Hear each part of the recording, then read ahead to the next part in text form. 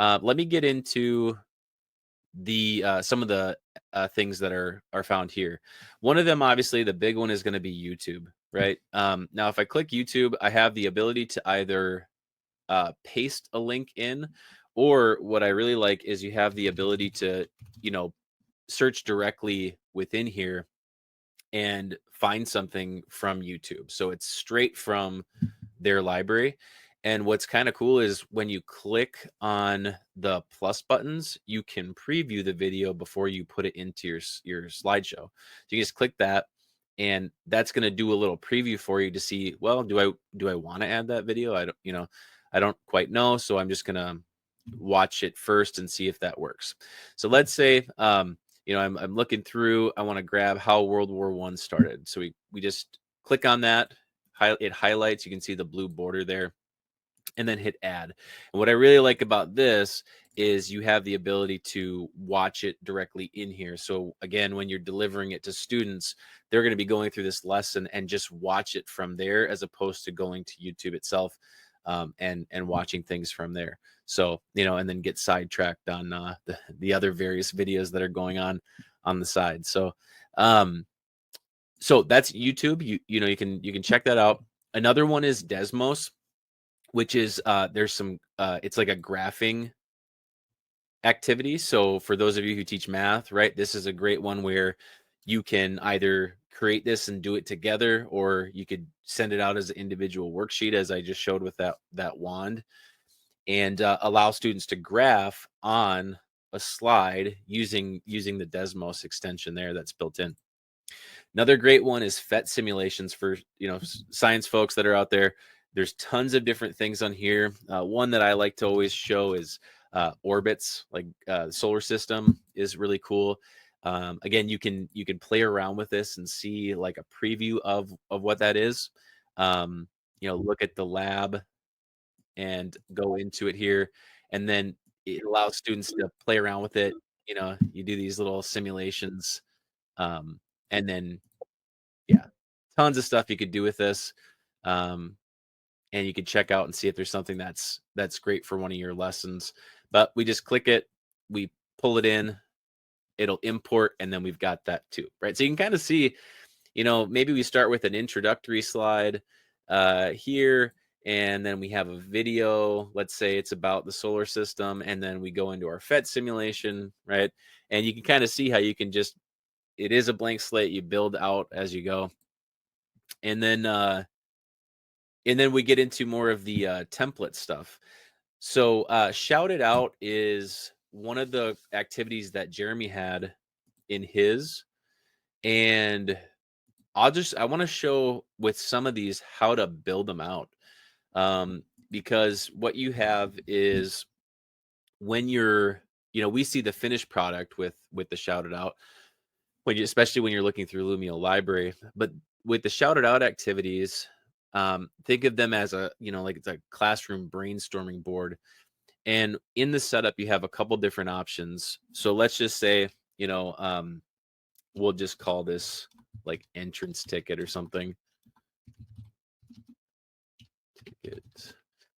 And this one is randomized. And what that means is that they're just their contributions are just gonna go up on the board as they enter them in. And you can choose a couple things here. Text contributions, right? They're just writing them out. Or maybe you do, or sorry, and then you can choose which or how many contributions they can make. So how many entries do they get, right? Maybe they get one per, and then you do student names, you can show or hide those. I usually recommend showing them in case you get any smart comments on there. But I also like the other option they have, which is not randomized. It's the categories. And what this does is it allows you to have multiple categories, and you can, students will designate where their answers will go. So one really basic example here is like doing something like, okay, fruits and vegetables, right? Something like that. And then rather than text, maybe what we do is we do images instead. Maybe images is what we have, and we're going to do, you can do 3 per student or whatever. And then students will go out to Google and they'll find, pictures of stuff, and then they'll do like their little, save it to the computer, and then they'll upload it through the activity. Okay. Then with any of these games or anything, there's always going to be selecting a theme. You could do custom as well if you want to. And then maybe I'm going to search out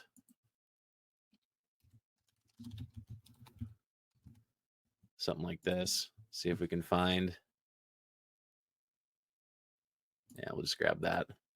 Maybe this is going to be our background for fruits, and then they throw pictures up there. And you can do the same with vegetables. One of the things that's, I think, really great about this and any other activity you do is the built-in Bing search that's there. Makes it really easy for you to add stuff to it. And then we hit finish, and now we have our shout out activity, right? And then students will participate in this. And there's tons of these on the Lumio library that you can check out and see examples of. Then from there, we have the response option. Now, this one is going to be, yours is going to look like this unless you join the beta, which has the AI. So you can see this is getting built in. But this is more like your standard assessment, right? Where you're building out things for the students. So I'll just show you an example here of one I actually did on Monday with some staff. Let's see. So if we go, this is our response activity. And so this is actually what they participated in. This is what the response thing would look like as you build it out. So I just want to show you, there's an example of each one. So this one is obviously a multiple choice one. And so, they put in their answer, and then here is a multiple choice question, or sorry, multiple answer question. And then you've got true, false, which those that put false were right because they didn't end up having school on Tuesday. And then you have this one. Sorry, Jeremy, but the truth hurts sometimes. Fake news. And then you've got the open answer one, which is kind of cool. So this one is actually a poll. Just to differentiate between this. This is the multiple answer. This one's a poll version, and then this one is a short answer version. So do you know what the answer to this is, Jeremy? Maybe a glow stick? A lot of people actually said that. Yeah. The answer that I found was egg, but glow stick could work. Well, the word cloud, egg is pretty large too. So several people must have answered that. Sure. Yeah. So I'm going to just go out of this for a second and show you when we're in the response, when we're in the editing section of this, right? This is what I did for the setup. And one of the things I really like is that as you add questions, they get listed on the right-hand side here. But again, it's really great that they have Bing built in, because you can add images to both the question and, if you want to, the answers. Like, so this would be a version of the question. And then here you've got where I added one to the question, and then I added them in for the answers as well, which is kind of cool. And you do that directly from here using Bing, right? So I just, like I did with the other one, I just did NFL logo, and I'm able to grab that and pull it in really easily. Okay. So let me go back then to the activity itself when it's getting delivered. And yeah, I know that one. Yeah. What is it? Somebody's got a case of the Mondays. Yeah. I played that right away. So that was to show them the difference between teacher-led and student-led. So I can show that here in a second. But the export results one was actually really cool, because when you do your response assessment, the idea is that you're delivering it as a like a quiz or a test or something, right? So you push it out to the students complete it. These are all their answers that we looked at. We can see the different responses, right? But then when we did export results, what we get is we open up the file. So this is what gets shown when you are done with the response. So you can see here they give you a percentage that they got right. The green is the number of correct, the incorrect is red. And then what I really like is that it breaks it down by individual question. So let's say that, this is true and false, right? But let's say that, um, like if you notice that you had this many students getting something incorrect, you could address that then and talk with the students like it's an opportunity to reteach something, right? That like a glaring, obviously they don't get this, so that's something you could do too. The blue is there is not like a concrete answer, so a lot of times with the blue you're going to get poll or opinion is going to be blue because there's no correct answer on the poll. And then the only other one is going to be short answer. And for those, obviously, right, it's like those still need to be evaluated. But let's say you had a full 5 questions that were all multiple choice, they have a definitive answer. This would all be graded for you, and you just punch it into your grade book, and you're good to go, right? So that's a really cool thing that is part of that, where you can export those assessment results directly into a spreadsheet and then use that information to update your grade book. And I just want to show, as we were talking before, this was the one that Jeremy brought up, the Case of the Mondays from Office Space. If you've never seen that, one of the greatest movies ever. Um, this was to just show them that I can control what they see on their screen, or I can allow them to go through the slides on their own. And where you do that is when you've already started a lesson. You click here and you're going to see there's teacher pacing or student pacing, right? So you're either allowing them to go through it on their own, or you're not. And so at that time, I was dictating what was showing up on their screen. So pretty cool there. Let me go to edit lesson again. And then I just want to talk about some of the other things that we will find on here. We were in this one. So let's talk a little bit about the game-based activities. I won't really create these for you. But what I want to show you is there's a number of game-based activities you can create. And the setup is very similar to what we did with the shout it out style. But here's the variety of games. And if you're not sure and you want to see a little preview, you can click any of the graduation caps in the top right, and it'll give you a preview of what that looks like.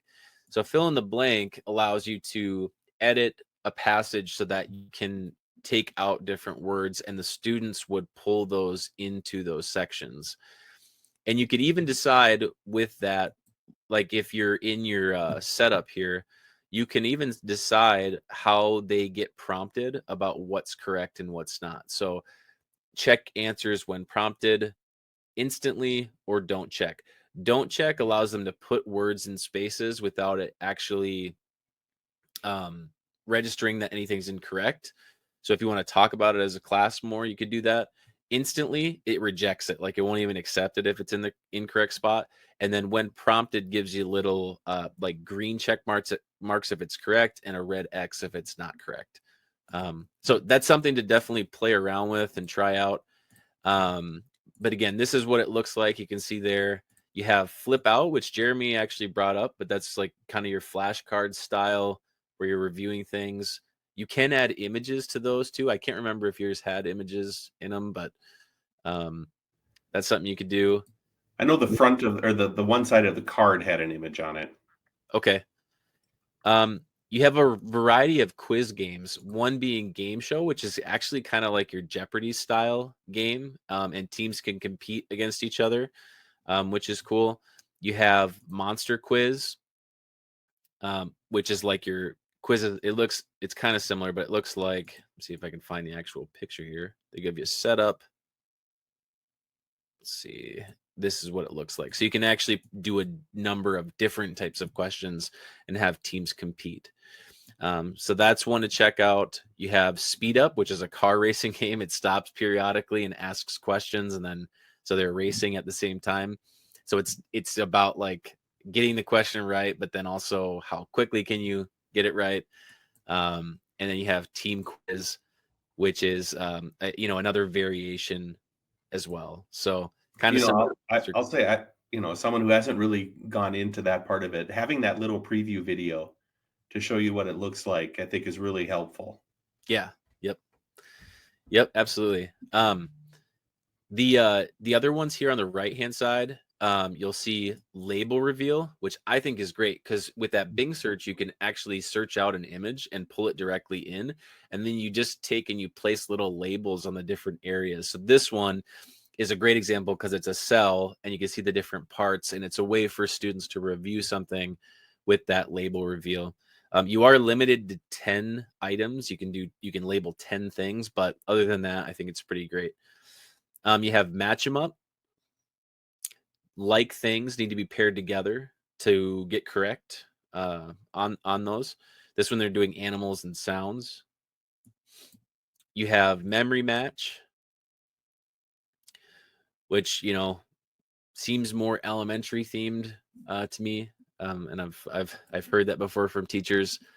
You have rank order, which this one's kind of cool because you can do either poll style where you know um, it might just be determined by the person. Like I've done this with candy, like where the teachers are ranking their favorite candy from top to bottom, right?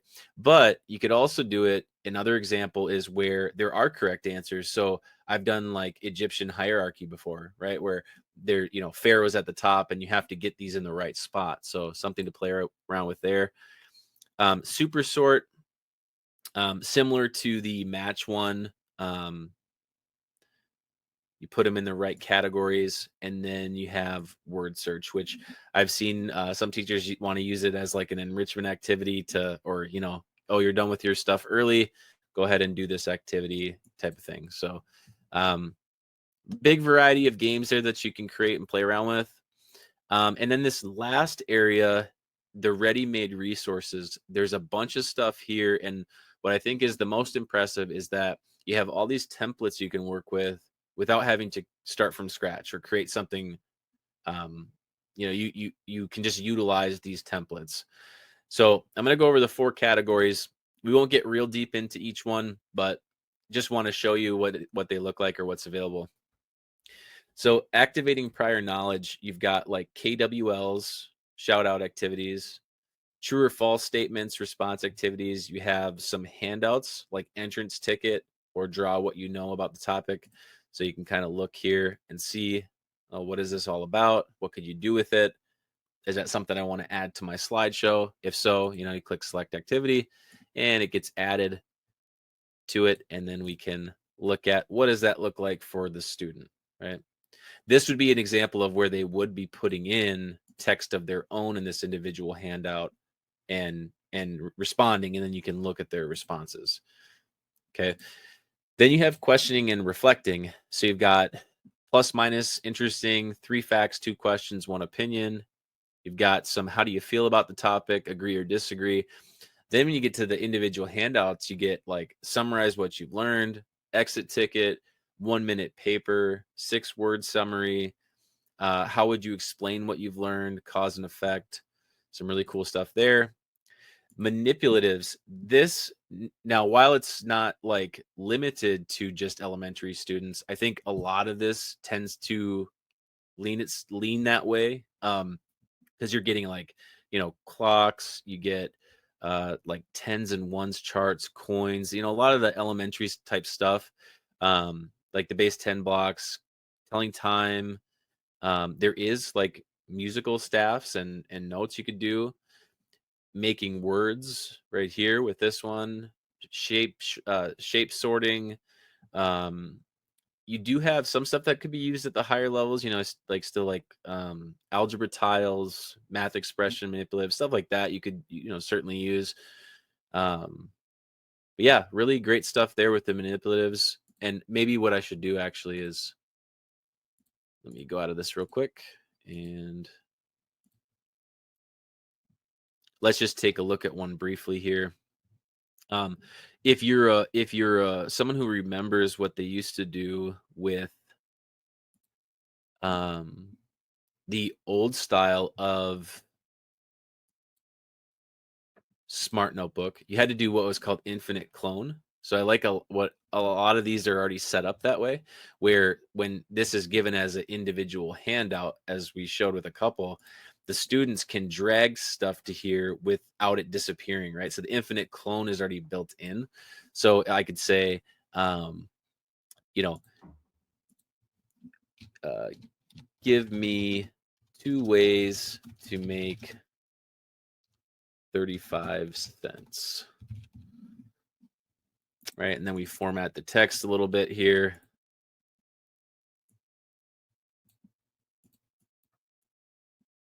Like that, right? Make it into our individual handout. And then when the student gets it, they're going to be doing things like this, right? And maybe they go like that. I just wanted to show that I could make 35 cents twice. That's really what I was. I'm glad you can do math in your head. Yeah. But you kind of get the picture. You can use those manipulatives with the students, and it's pretty cool. And again, you could do it at the front of the class all together if you want to, or you could do these as individual worksheets um, and deliver them to them to play with. So the last one is going to be graphic organizers. There's a ton of stuff here, and with the beta things that are going on, what I'm seeing more and more of is that they're building in Canva as well. And I think that's going to open up a whole world of what's available for some of these graphic organizers and just the slides in general and the creativity of them. So that's really exciting. But you can kind of see here with the with all that's available, you've got, tables and columns, tic-tac-toe, choice board, you've got describing wheels, timelines, Venn diagrams, mind maps, brainstorming, tons of stuff. Cornell note taking, story mapping, tree charts. Yeah, there's just a lot. And again, the idea here is that these are available to you as templates already so that you're not having to create from scratch. And you're also tying it into what's already been built through your stream here of your lesson. So I think I'll kind of leave it at that. That's a lot of stuff. And it really, I think, is most beneficial if you sign up for a free account, see if you've got a paid one already. If you do, great. And play around with it yourself. Try to find some things in the library. And I think you'll be pleased with what's available there. Thanks everybody for joining us for part 2 of Lumio by Smart. Next week, we have the privilege of hosting another interview, and we're going to be interviewing Cassandra Goman.